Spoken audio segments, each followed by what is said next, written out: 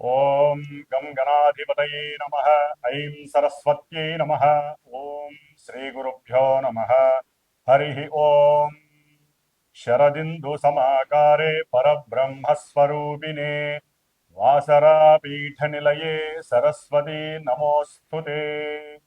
ఓం వాగర్ధావివ సంపృక్తో వాగర్ధ ప్రతిపత్తయే జగతః పితరో వందే పార్వతీ పరమేశ్వరో.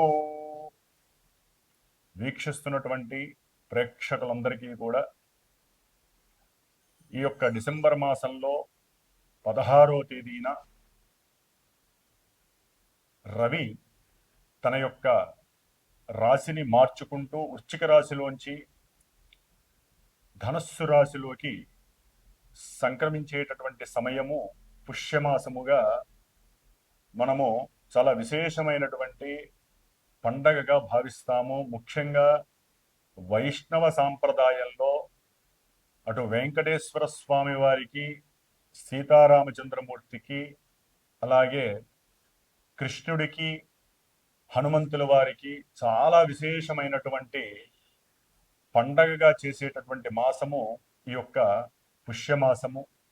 గోదాదేవిని కూడా చాలా విశేషంగా అర్చిస్తూ భగవంతుడికి సమస్త మానవాళి అంతా కూడా, సమస్త జీవులన్నీ కూడా సుఖంగా ప్రశాంతంగా ఈ భూమి మీదకి వచ్చినందుకు పూర్వజన్మల్లో చేసుకున్నటువంటి పుణ్యఫలాలన్నీ కూడా రావాలని ఆశిస్తూ ఎన్నో శ్లోకాలు, స్తోత్రాలు, మంత్రపఠనాలతో, ధూప దీప నివేదనలతో, ఉపవాస దీక్షలతో, అలాగే ఉదయాన్నే చక్కగా బ్రాహ్మీ ముహూర్తానికే నిద్రలేచి చాలామంది, ఎక్కువ శాతం మంది మన యొక్క ఈ భరతఖండంలో సనాతన ధర్మాన్ని ఆచరించేటటువంటి ప్రతి వ్యక్తి, ప్రతి కుటుంబము కూడా చాలా ఆనంద పారవస్యముతో జరుపుకునేటటువంటి పండుగ దినము ఈ యొక్క దినములు పుష్యమాసము. ఈ యొక్క సమయంలోనే డిసెంబర్ 16వ తేదీ నుండి జనవరి 13వ తేదీ వరకు కూడా సమస్త జీవరాశుల్ని పరిపాలించేటటువంటి జీవాన్ని, శక్తిని, ఆత్మ చైతన్యాన్ని, మానసిక చిత్త చాంచల్యాన్ని దూరం చేసి తన యొక్క శక్తివంతమైనటువంటి కాంతి పుంజముల చేత చక్కగా అందరి యొక్క ఆత్మ నిగ్రహ శక్తులని, ఆత్మలని ఆ యొక్క స్వామివారు పరిపాలిస్తూ దివ్య తేజస్సుని కలిగించే విధంగా ఉండేటటువంటి మాసము ఈ యొక్క ధనుర్మాసము అంటారు. సూర్యుడు ధనస్సు సంక్రమణం ఈ నెల డిసెంబర్ 16వ తేదీన మూలా నక్షత్రంలో ఆయన సంచరిస్తాడు. దాదాపుగా ఒక 13 రోజులు. ఆ తదుపరి అంటే 29, 30వ తేదీ వరకు కూడా మూలా నక్షత్రంలో పరిపాలిస్తాడు. మరి ఈ నక్షత్రాధిపతి కేతువు సింహరాశిలో చక్కగా తన యొక్క స్వక్షేత్రంలో, అంటే రవి యొక్క స్వక్షేత్రంలో ఉండి పరిపూర్ణమైనటువంటి పుణ్య ఫలాలన్నీ కూడా ప్రసాదించేటటువంటి సమయంగా మనం చెప్పుకోవచ్చు. అలాగే తదుపరి రవి తర్వాత 13 రోజులు కూడా పూర్వాషాఢ నక్షత్రంలో తన యొక్క సంచారాన్ని గావిస్తూ ధనాన్ని, సంతానాన్ని, అట్లాగే వివాహాలని, ఇలాంటి యోగాలని, విశేషమైనటువంటి పూజా పుణ్య ఫలాలని పరిపక్వత కలిగింపచేసి ఆత్మ చైతన్య శుద్ధిని, శక్తిని ప్రసాదించేవాడు ఈ సూర్య భగవానుడు. తదుపరి 9వ తారీఖు తర్వాత తన యొక్క సొంత నక్షత్రమైనటువంటి ఉత్తరాషాఢ నక్షత్రంలో సంచరిస్తూ మానవాళందరికీ కూడా ఎంతో శుభాన్ని చేకూర్చేటటువంటి మాసం ఇది. అయితే ఇదే రాశిలో దాదాపుగా కుజుడు కూడా ఇంతకు కొన్ని రోజుల ముందే ధనస్సు రాశిలో తన యొక్క సంచారాన్ని ప్రారంభం చేశాడు. అంటే రవి, కుజులు ఇద్దరు అగ్ని తత్వాన్ని ప్రసాదించేటటువంటి చాలా హార్ష్బుళ్ళు, కోపోద్రిక్తమైనటువంటి, ఆవేశపూరితమైనటువంటి, ఉష్ణవంతమైనటువంటి గ్రహాలు. మరి అది ఉష్ణతత్వపు రాశి కూడా అయింది ధనస్సు రాశి. అగ్నితత్వపు రాశిలో 2 అగ్నితత్వపు గ్రహాలు ఉండటం చాలా వరకు కూడా మరి యొక్క స్థానాన్ని మన యొక్క జ్యోతిష శాస్త్రంలో ఉన్నతమైనటువంటి న్యాయస్థానాలకి, అట్లాగే విద్యాలయాలకి, ప్రొఫెసర్స్, న్యాయవాదులు, న్యాయస్థానాలు, జడ్జిలు, సమావేశాలు జరిపేటటువంటి పెద్ద పెద్ద ఆడిటోరియంస్, పూజా యజ్ఞాదులు, అట్లాగే హోమాదులు జరిగేటటువంటి పెద్ద పెద్ద ప్రదేశాలని, అలాగే మనం పూజ చేసుకునేటటువంటి పూజ గదుల్ని, ఇలా ఎన్నో విశేషమైనటువంటి, అట్లాగే దూర ప్రయాణాలని, ముఖ్యంగా విదేశాలలో నివసించేటటువంటి మానవికుల మీద ఈ యొక్క రవి కుజుల యొక్క ప్రభావము అత్యంత తీవ్రంగా ఉండబోతోంది.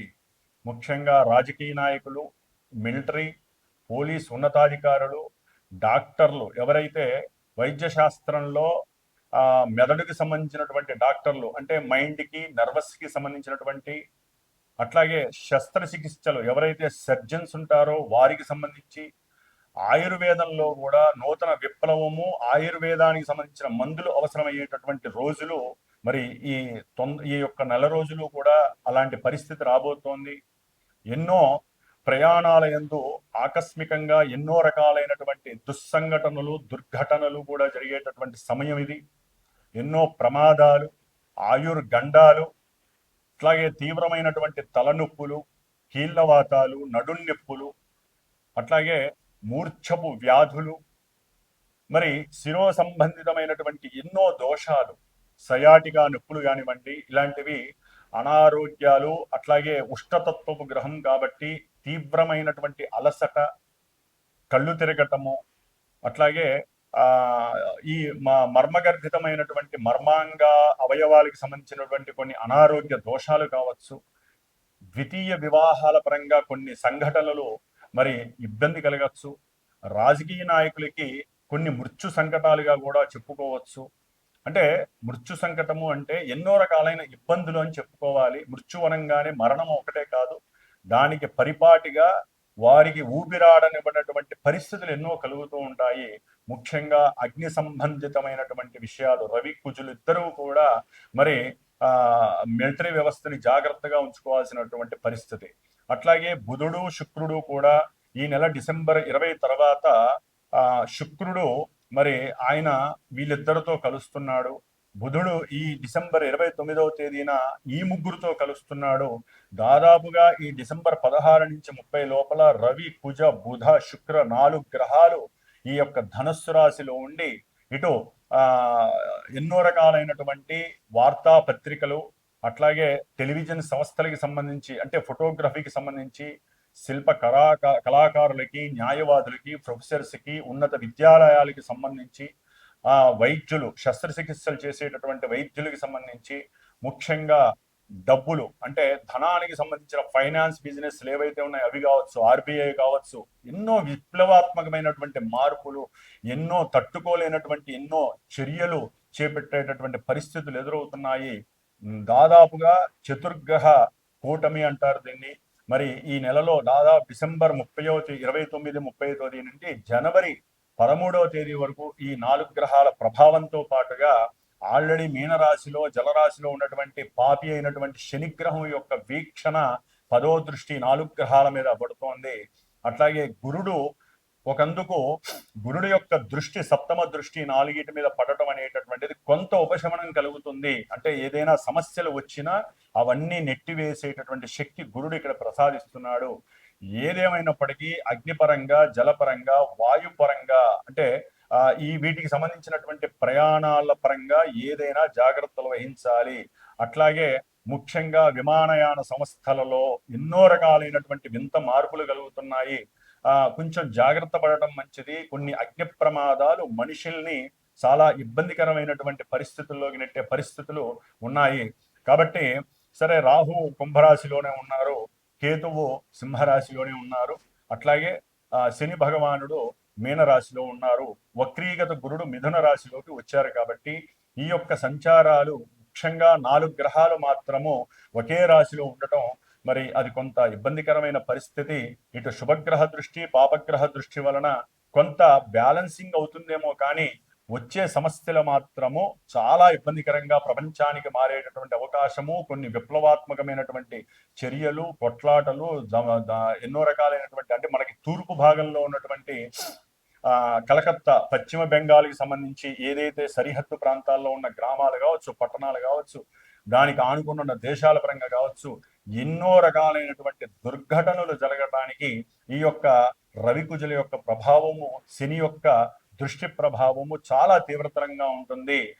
అట్లాగే ఈశాన్య భాగంలో ఉన్నటువంటి చైనా కావచ్చు, ఇంకా దానికి సంబంధించిన కొన్ని దేశాలు కావచ్చు, ఎన్నో ఇబ్బందులు, జలప్రలయాలు, ప్రమాద గండాలు, విస్ఫోటనాలు జరిగే అవకాశాలు ఉన్నాయి. కాబట్టి మనందరము కూడా ఈ యొక్క నెల రోజులు ఈ యొక్క చాతుర్గ్రహ కూటమి వలన కలిగేటటువంటి ప్రమాదాల నుంచి ప్రపంచమంతా బాగుండాలని కోరుకుంటూ, సమస్త జీవరాశులు చక్కగా ఆయుష్తో దీర్ఘాయుష్తో ఉండేటట్టుగా ఉండాలని మరి ఆ శ్రీమన్నారాయణమూర్తిని వేడుకుంటూ ప్రతినిత్యము కూడా విష్ణు సహస్రనామ పారాయణము, హనుమాన్ చాలీస, అట్లాగే సుబ్రహ్మణ్య అష్టకాన్ని గనక చదివితే ఈ దోషాలు ముఖ్యంగా అందరూ కూడా ఆదిత్య హృదయాన్ని చదవండి. దాని వలన ఎవరి ఆరోగ్యము వారు, అట్లాగే మన రాజకీయ నాయకులు బాగుంటారు. ప్రపంచవ్యాప్తంగా ఉండేటటువంటి ఎన్నో ప్రమాదాల నుంచి మనం చదివేటటువంటి ఈ యొక్క స్తోత్రాలు, మంత్రాలు ఆ వైబ్రేషన్స్ ద్వారా పంచభూతాలని అరికట్టి వాటిల్లో వచ్చేటటువంటి ఆగ్రహంతో కూడినటువంటి ఎన్నో చర్యల నుంచి, ప్రకృతి విలయ తాండవాల నుంచి మనల్ని మనం కాపాడుకోవడానికి ప్రతి ఒక్కరూ స్వార్థరహితంగా నేను చెప్పినటువంటి ఇవన్నీ చేయటం ద్వారా, నిత్యము ఒక అరగంట కేటాయించడం ద్వారా మనకు వచ్చేటటువంటి ఈ దోషాలన్నీ కూడా అలా పక్కకు వెళ్ళిపోతాయి. కాబట్టి మరి ఈ డిసెంబర్ 16 నుంచి జనవరి 14 వరకు, 13 వరకు, 14 సంక్రాంతి అవుతోంది. కాబట్టి ఈ లోపల ఈ ధనుసు సంక్రమణంలో ఈ గ్రహాలు ఇలా ఉండటం ద్వారా మిగతా 9 గ్రహాలు, అంటే అన్ని 9 గ్రహాలు ఎక్కడెక్కడ ఉన్నాయి, ఏ రాశుల వారికి ఏ విధమైనటువంటి ఇబ్బందుల్ని అట్లాగే శుభాలని కలుగు చేస్తాయో ఉన్నంతలో మనం చక్కగా తెలుసుకుందాము. మిథున రాశి, మరి మిథున రాశి వారికి ఈ డిసెంబర్ 16 నుంచి జనవరి 13 వరకు కూడా గ్రహ స్థితిగతులు గనక గమనించినట్లయితే వీరి యొక్క జన్మ రాశిలో గురువు వక్రించి ఉండడం ద్వారా మరి ఆరోగ్యపరంగా, ముఖ్యంగా వీరు ఏదైనా కొత్తగా ఆవిష్కరించాలి, వ్యాపారంలో కొత్తగా ఏదైనా ఇన్నోవేట్ చేసి వ్యాపారాన్ని డెవలప్మెంట్ చేయాలి, దాని ద్వారా కొంతమందికి సహాయ సహకారాలు చేయాలి, అట్లాగే దాని ద్వారా వచ్చేటటువంటి కీర్తి ప్రతిష్టలని వీరు ఇంకొంచెం పెట్టుబడి పెట్టి దాన్ని ఇంకా విస్తరింపజేయాలి వ్యాపారాన్ని అనేటటువంటి ఆలోచనలు వీరికి ఎక్కువగా ఉండే అవకాశం ఉంటుంది. కానీ గురుడు జన్మరాశిలో ఉండటం ద్వారా కొన్ని దోషాలు ఈ యొక్క రాశి వారికి కొంత నెగిటివ్ ఎఫెక్ట్స్ ఇచ్చే పరిస్థితి ఉంటుంది. అంటే మీరు చేసిన సహాయమే మీకు నెగిటివ్ అయ్యే పరిస్థితి, అంటే మోసం చేయటం, అవతల వ్యక్తులకి మీరు ఏదైనా మాట సహాయం చేసినా,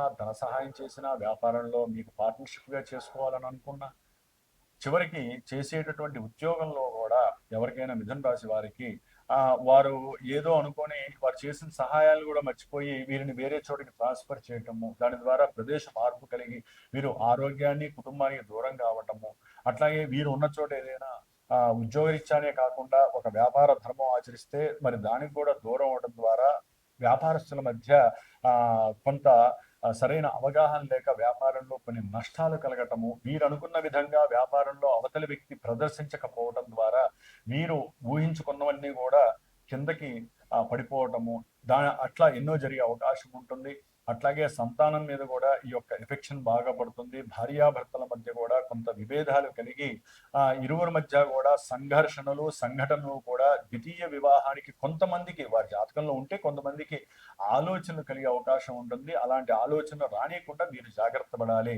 ముఖ్యంగా మిథున రాశి వారికి 3లో ఉన్నటువంటి కేతువు, 9లో ఉన్నటువంటి రాహువు ఎక్కువగా ప్రయాణానికి సంబంధించినటువంటి ఆలోచనలు, సంతానంతో కావచ్చు, తండ్రితో కావచ్చు, కుటుంబ పరంగా కావచ్చు, బంధువులతో అయినా సరే కాస్త దూర ప్రయాణాలు చేయాలి. వ్యాపార పరంగా కావచ్చు, లేకపోతే వీరి యొక్క సంతోషకరమైనటువంటి విషయాల పరంగా కావచ్చు.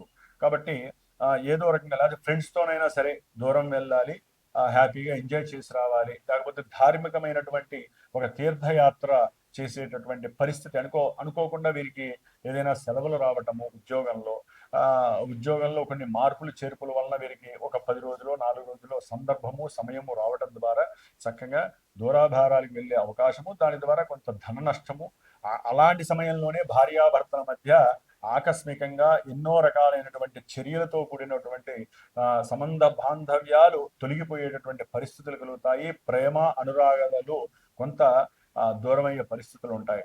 ఎందుకంటే సప్తమంలో ఉన్నటువంటి కుజుడు విభేదకారకుడు. అంటే సప్తమం అనేటటువంటిది భార్యాభర్తలు, అట్లాగే ముఖ్యంగా వ్యాపారంలో సంఘర్షణలు కలుగజేసే స్థానము. అంటే శుభగ్రహాలు కనుక ఉన్నట్లయితే ఎన్నో మంచి జరుగుతాయి. రవి కుజులు ఏంటంటే ఇక్కడ పాపగ్రహాలు. మీరు ఒకటి కలుస్తారు, వ్యాపారంలో ఇంకోటి అవుతుంది. దాని ద్వారా చేసే వృత్తి, ఉద్యోగము, వ్యాపారము, ఫ్రెండ్స్ వల్ల నష్టపోవటము, వ్యాపారంలో లాభం వస్తుంది అనుకుంటే అది కాస్త నష్టపోవటము, కాస్త ఆరోగ్యపరంగా మాత్రం తీవ్రంగా ఉండేటటువంటి సమస్యలు, కొన్ని ప్రమాదాలు దగ్గర దాకా వచ్చి ఏదో కొంత బలం వలన వీళ్ళకి పక్కకి వెళ్ళిపోయే పరిస్థితులు కూడా ఉంటాయి. ఎందుకంటే ఆయుకారకుడైనటువంటి శని భగవానుడు చూడడం ద్వారా కొంతవరకు వీరికి రిలాక్సేషన్ అయ్యే అవకాశం మిథున రాశి వారికి ఉంటుంది.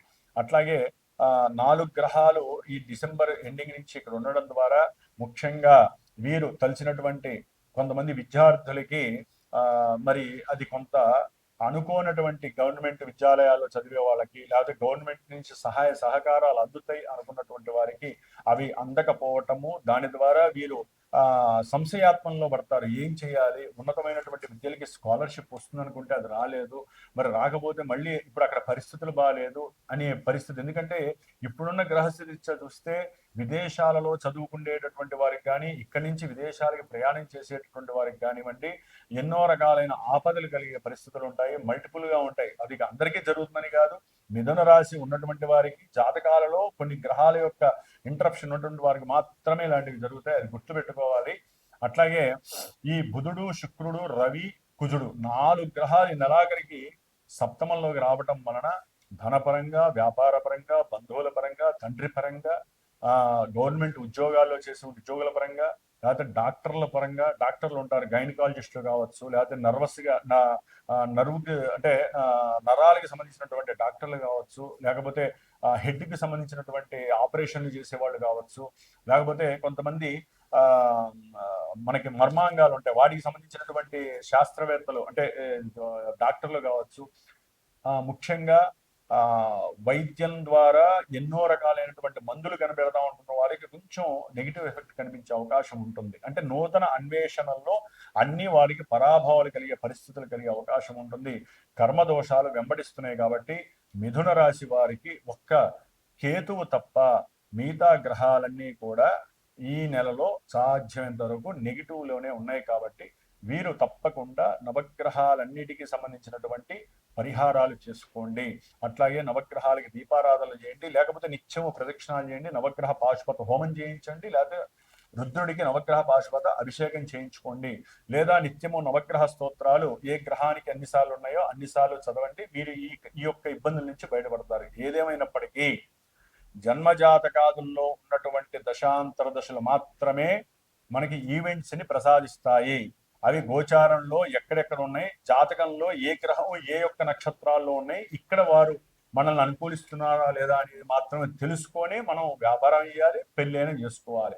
కొంతమందికి పెళ్లి చేసుకుందాం అనుకుంటారు, ముఖ్యంగా మిథున రాశి వాళ్ళకి.